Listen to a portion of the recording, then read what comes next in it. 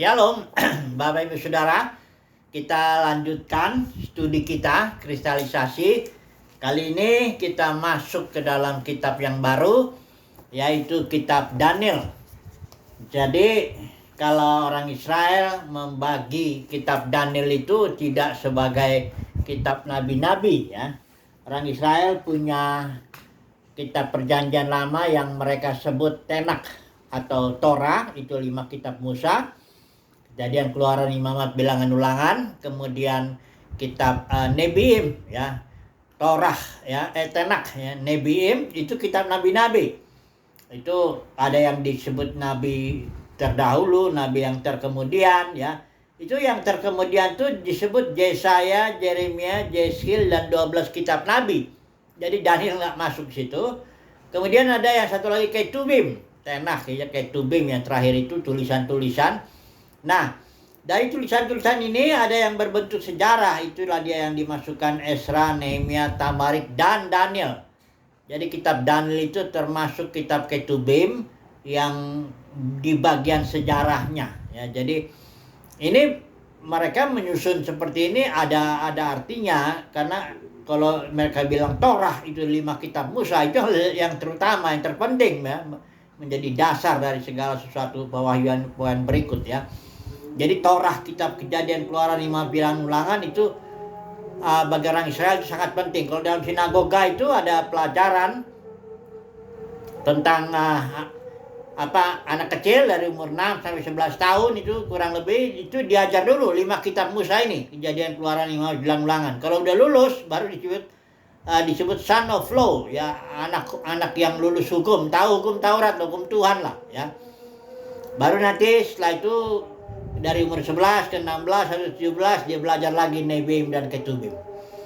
Tapi ini bukan berarti kitab Daniel tidak penting pewahyuannya. Nah, mari kita melihat dulu secara garis besar, ya, kitab ini. Hari ini kita ambil tema kita itu tentang kedaulatan Tuhan.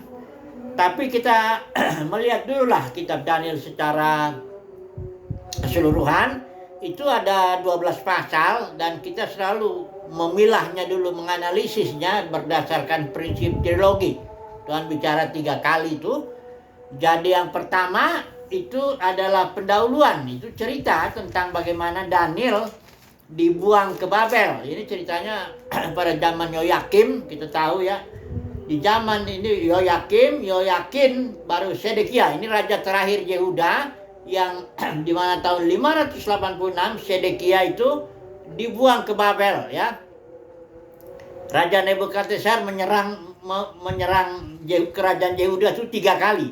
Di zaman Yoyakim di tahun ketiga itu diserbulah dan diambil sedikit perkakas bait suci, termasuk Daniel di dalamnya diangkat, ya, dibawa ke Babel.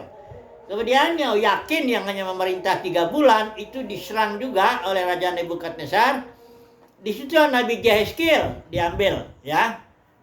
Kemudian Sedekia di tahun ke-11 atau 12 itu, ya, atau 13 itu dari pemerintahnya itu dihancurkan bait suci seluruhnya, habis kerajaan Yehuda itu di tahun 586 dan dibuang ke Babel. Bukan prediksi, ya, nubuatnya Yeremia itu bahwa orang Israel akan dibuang selama 70 tahun di Babel. Nah, Daniel sudah ada di situ sampai zaman Darius dikatakan, artinya hampir selama 70 tahun, ya, selama pembuangan tuh Daniel ada di situ, ya. Dan Daniel punya ministry, dia membuktikan, ya, bahwa Tuhan berdaulat atas kerajaan-kerajaan dunia ini, ya. Jadi pasal 1 ini bicara tentang pembuangan Daniel. Kemudian pasal 2 sampai ke pasal yang ke-6 itu cerita-cerita mengenai yang kita sebut bersifat sejarah lah, ya. Kejadian-kejadian yang dialami oleh Daniel, tapi dia hanya bersifat sejarah saja, bukan suatu visi atau nubuatan ke depan, ya, visi apostolik, ya, apokalips, ya.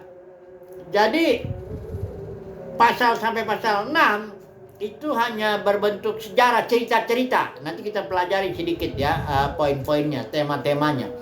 Tapi mulai dari pasal 7 sampai pasal 12, nah disinilah Daniel mendapatkan penglihatan-penglihatan yang memprediksi atau bernubuat lah untuk kedepannya.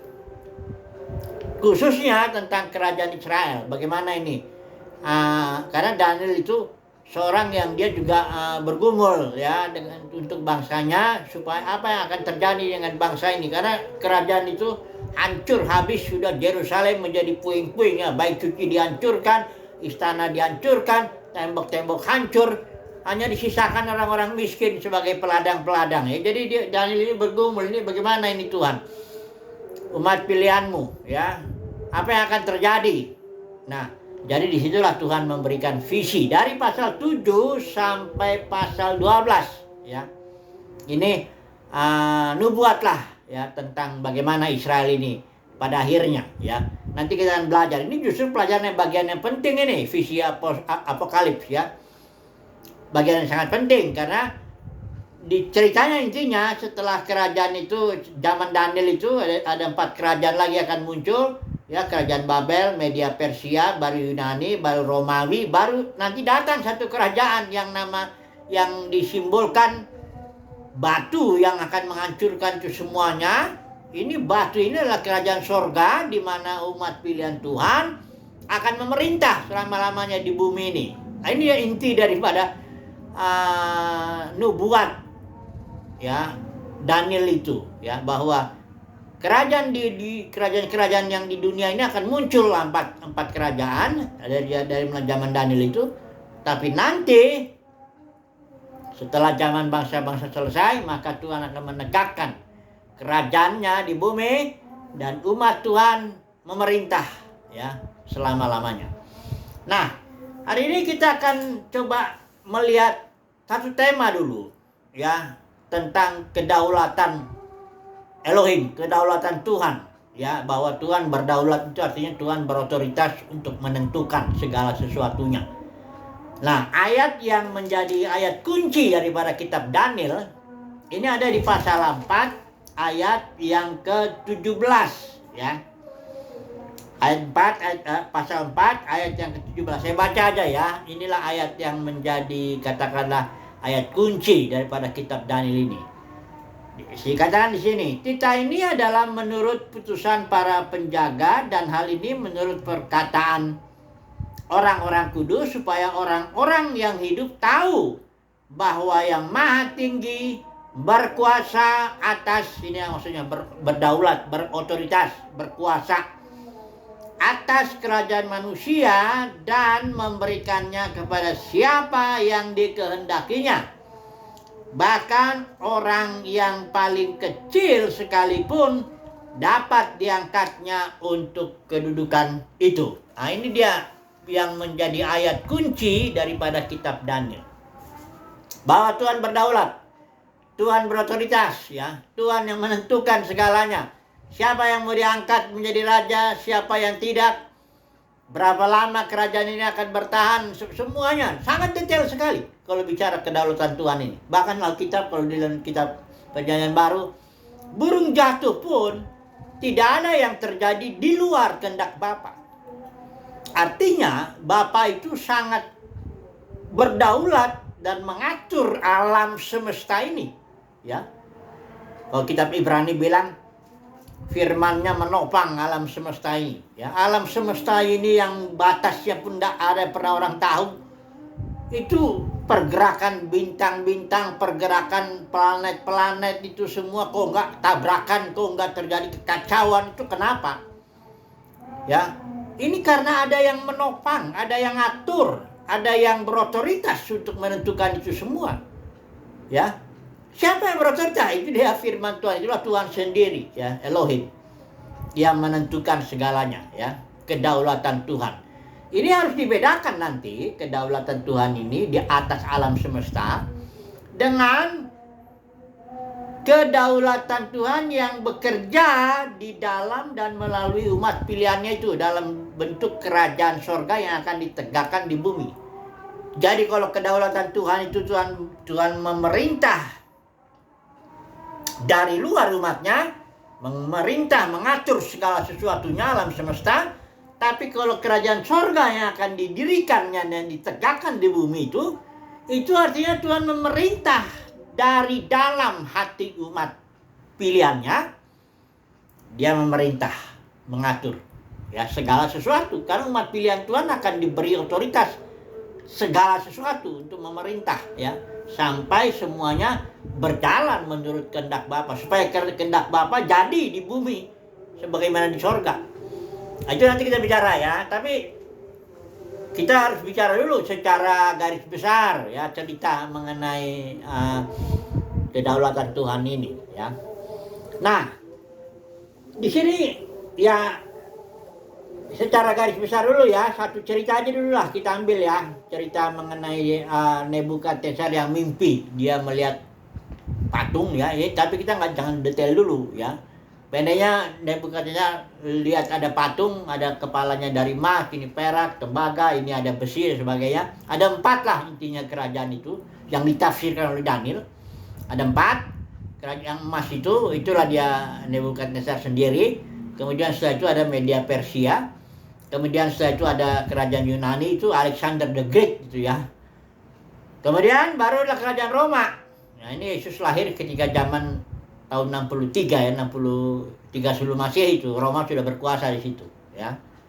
Nah, kerajaan Roma ini setelah ini nanti ada satu kerajaan lagi ya, tanpa perbuatan tangan manusia, dia menghancurkan semuanya ini. Inilah dia kerajaan sorga, di mana Elohim memerintah dari dalam umat pilihannya dan melalui umat pilihannya. Karena firman Tuhan bilang the kingdom of God is within you. Kerajaan sorga itu ada di dalam batin kita ya. Lukas 17 itu kita lihat di situ ya. Nah, jadi mengenai kedaulatan Tuhan ini ada beberapa hal yang perlu kita bicarakan ini ya, kita terapkan dulu lah ya, karena ada suatu pengajaran ya di dalam dunia kekristenan mengatakan bahwa manusia itu punya kehendak bebas. Nah, katanya. Jadi manusia itu punya kehendak bebas untuk menentukan pilihan hidupnya ya. Jadi mau hidupnya bagaimana ya, engkau bertanggung jawab sendiri gitu loh. Semuanya tergantung dari respon kamu, kira-kira begitu. Ada banyak ya kalimat-kalimat. Makanya dibilang terimalah Yesus, bukalah hatimu. Ya.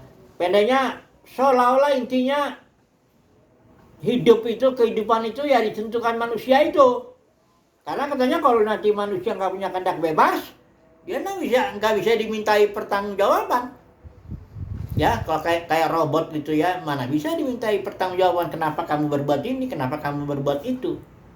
Nah, ini pandangan seperti ini nih jelas membuat Tuhan jadi tidak berdaulat. Ya. Mengapa demikian? Karena jadi Tuhan tidak bisa lagi menentukan. Ya, misalnya dalam surat Timotius itu dikatakan Tuhan berkeinginan, berkehendak semua manusia diselamatkan.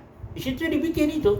Tapi karena manusia punya kehendak bebas, kalau dia menolak Yesus, ya nggak bisa lah Tuhan buat apa-apa.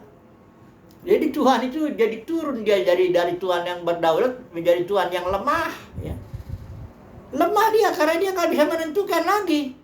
Seolah hati Tuhan, aku itu penuh kasih kepadamu, aku merencanakan yang baik bagimu, aku ingin engkau diselamatkan, tapi ya sudah, apa boleh buatlah. Karena engkau tidak mau diselamatkan, engkau berkeras hati, engkau menolak aku, gitu.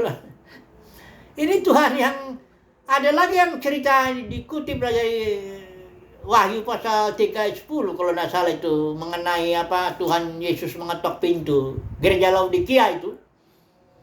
Tuhan Yesus mengetok pintu gereja itu, tapi diterapkanlah ayat ini oleh si penginjil ini, dibilang Tuhan mengetok pintu setiap hati orang katanya. Seperti pengemis ngetok-ngetok gitu, siapa yang mendengar suaraku buka pintu, aku akan masuk menyelamatkanmu dan makan bersama dan sebagainya gitu. Aduh, ini gambaran-gambaran seperti ini kelihatannya memang masuk akal ya. Tapi ini sangat merendahkan kedaulatan Tuhan. sangat tidak menghormati bahwa Tuhan itulah yang berotoritas. Yesus kan sudah jelas bilang, nggak ada seorang pun datang kepadaku kalau Bapa tidak mengaruniakannya ya. Kalau Yesus bilang kan segala otoritas di sorga di bumi sudah diberikan kepadaku.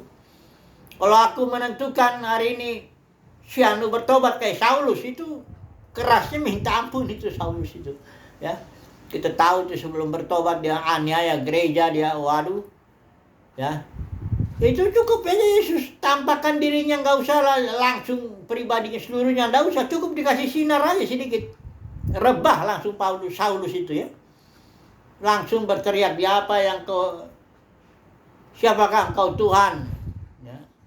Dia udah langsung menyebut ini Tuhan ya, karena memang ini tentu berotoritas ini ya. Tuhan itu artinya kurios ya.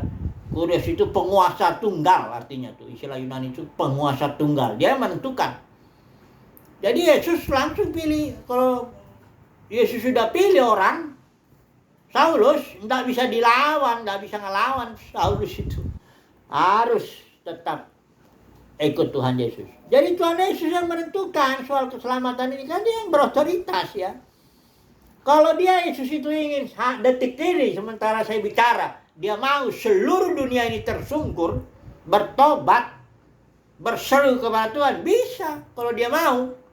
Tapi dalam hikmatnya dia tidak mau lakukan itu. Di zaman ini dia hanya pilih sebagian saja, kawanan kecil ya. Kalau dalam Lukas 12 ayat 32 tuh, kawanan kecil yang kepadanya diberikan kerajaan sorga. Sebagian kecil aja, itu memang cara Tuhan ya. Tapi bahwa Tuhan itu berdaulat itu sudah pasti. Nah, dalam Nasi Kristus ada lagi nih cerita mengenai iblis yang tadinya katanya malaikat. Konon katanya dia malaikat yang berkuasa. Lucifer namanya katanya. Ada yang bilang dia itu pemimpin pujian di sorga, ada macam-macam lah ceritanya. Kemudian karena dia sombong, dikutip lah ya dari Yesaya 14, dari Yeskiel 28. Kutip itu cerita, comot ayat itu. Kalau itu konteksnya tuh bicara yang kalau kayak Yesaya 14 itu kayaknya Raja Babel ya. Kalau yang satu lagi Raja Tirus, Yeskiel itu 28. Ya, coba kita lihat satu lagi sebentar ya, penasaran juga saya. Yeskiel 28, ya Raja Tirus, berarti Yesaya 14 itu Raja Babel. Itu nubuat mengenai mereka, dikutip, dicomot. Karena ini kita terapkanlah kepada iblis. Tadinya iblis itu karena dia sombong, ingin menjadi seperti Tuhan dan sebagainya, dia berontak. Ada lagi cerita sesuai dengan kitab Wahyu, katanya menyeret sepertiga bintang, berarti ini si iblis ini menyeret sepertiga malaikat-malaikat baik. Jadilah dia kerajaan setan katanya.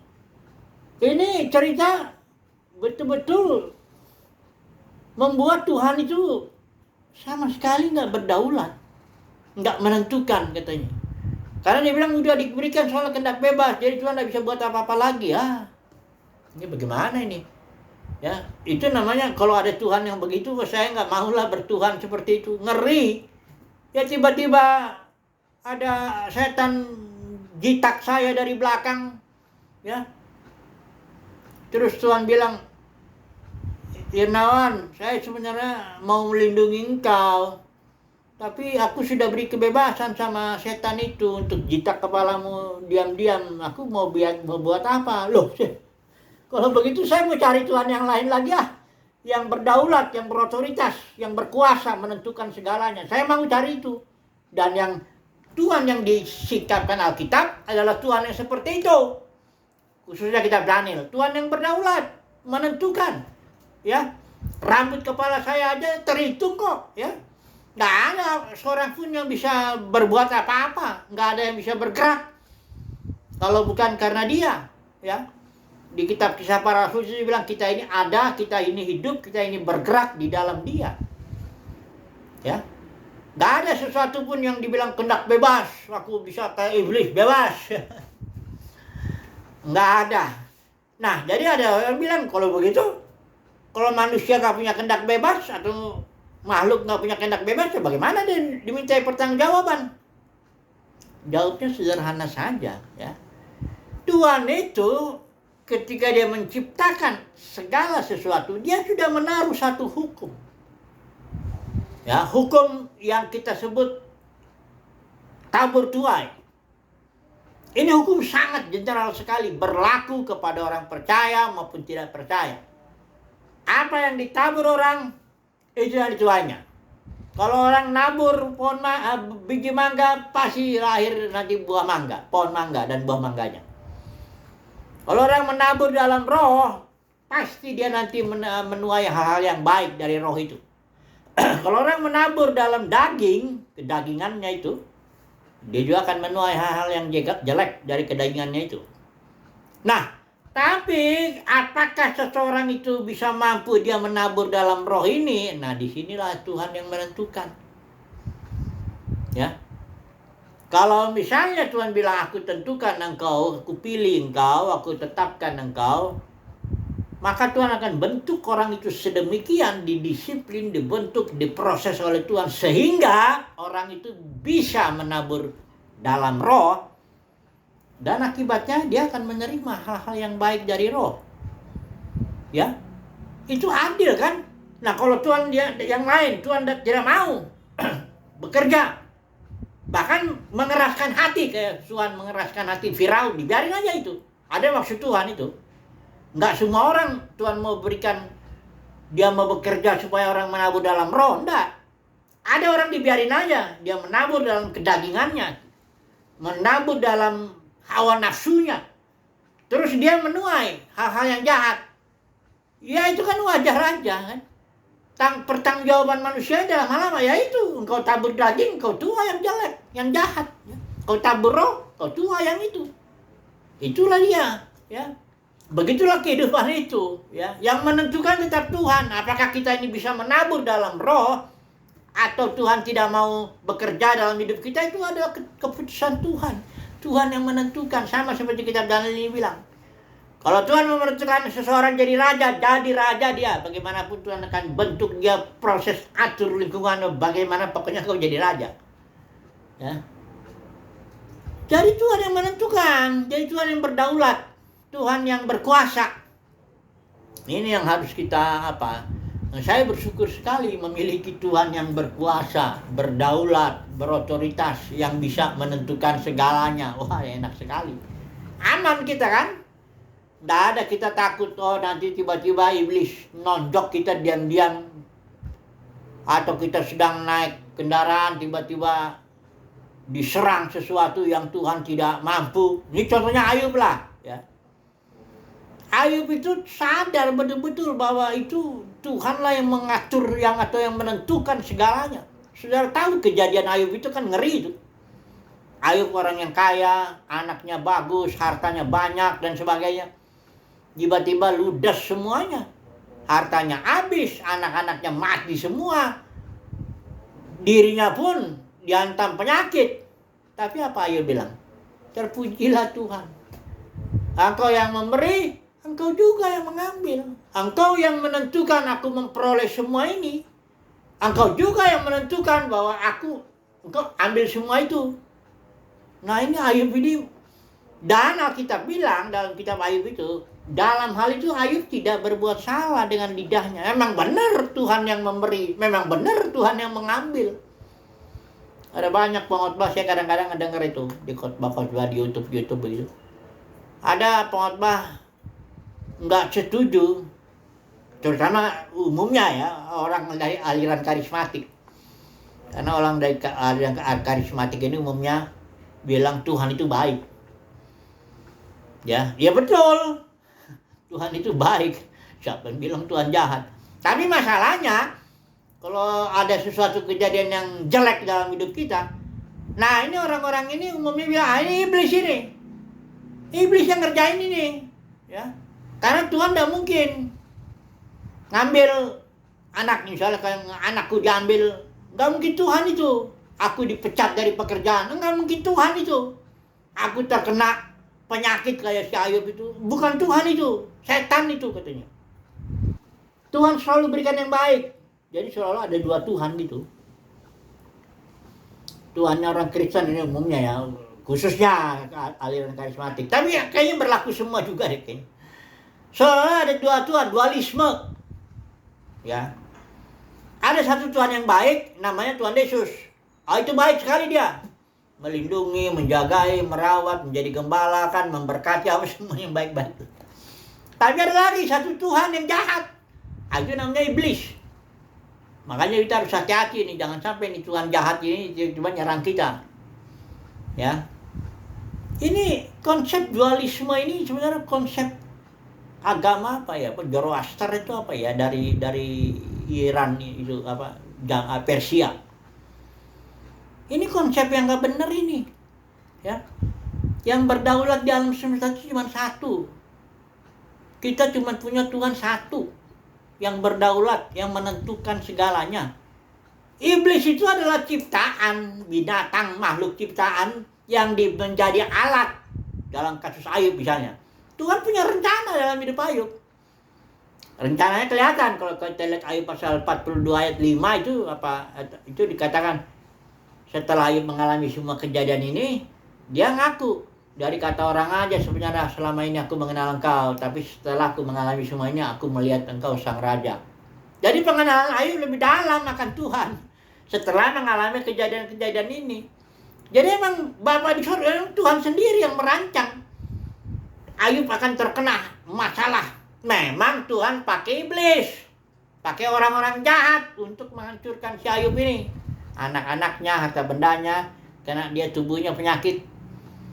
Itu alat semuanya di tangan Tuhan. Tuh orang-orang jahat, ya iblis, ya semua itu alat aja. Yang menentukan itu Tuhan. Malah dia batasin. Waktu iblis datang sama Tuhan, boleh ya nyerang, boleh ya, tapi kau harus sayangkan nyawanya, enggak boleh. Hanya batas ini. Serangan itu enggak ada batasnya. Siapa yang menentukan segala sesuatunya? Tuhan. Itulah dia berdaulat artinya. Ya. Jangan saudara pikir Tuhan itu Tuhan yang lemah, tidak berdaulat ya.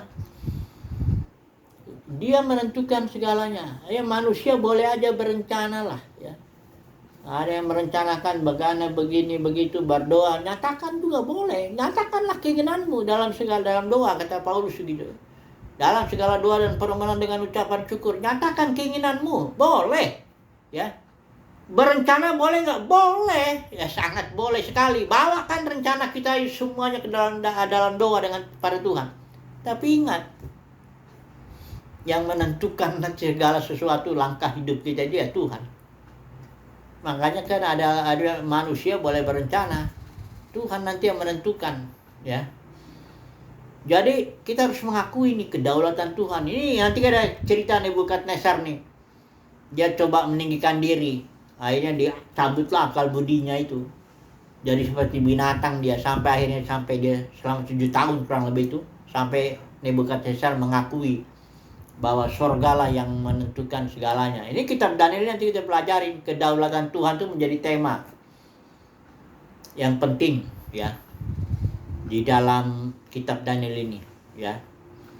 Jadi kedaulatan Tuhan itu suatu tema atau suatu konsep yang sangat penting sekali. Kita hanya punya satu Tuhan.